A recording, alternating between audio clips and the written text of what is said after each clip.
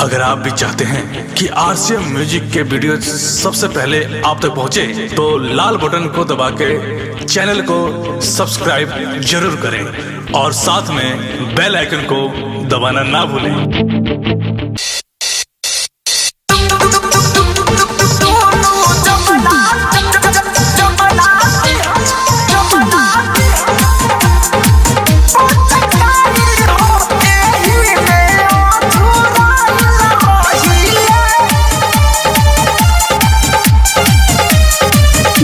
Recording studio Delhi.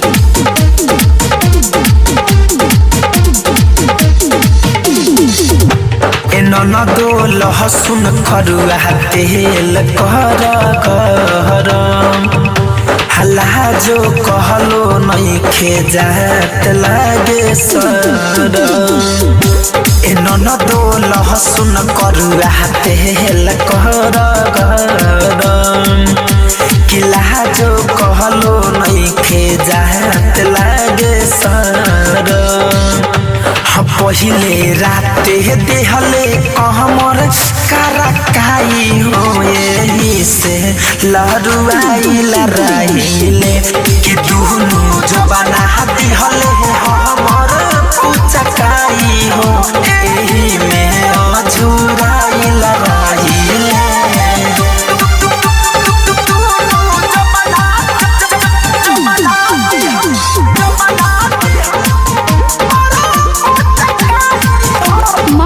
Recording studio Delhi. देहिया के हरदिया बही छुटल नइखे दादा, पहिले सुहाग रतिया भइल भायलादा।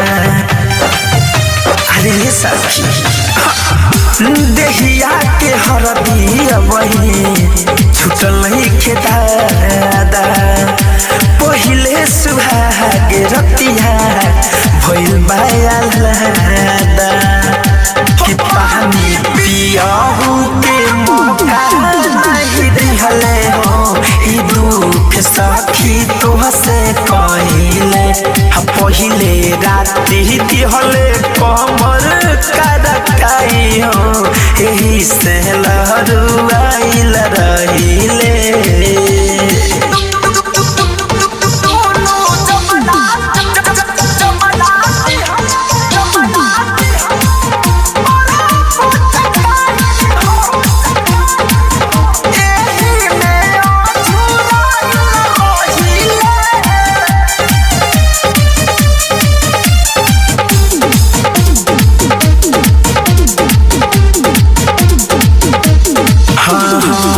सब खेला धान गहिनी भैया के तारा, फैशन फिर हो जे हवे बड़का दुना महारा। ए सखी रजौ धनंजय धड़कन नाही मनाले, आटा जैसे मोरा उजा हवनिया के सनहले।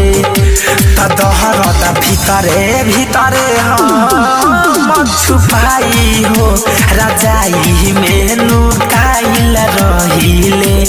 पहिले राते देले कमर करकाई हो, एही से लहरुआइल रहिले।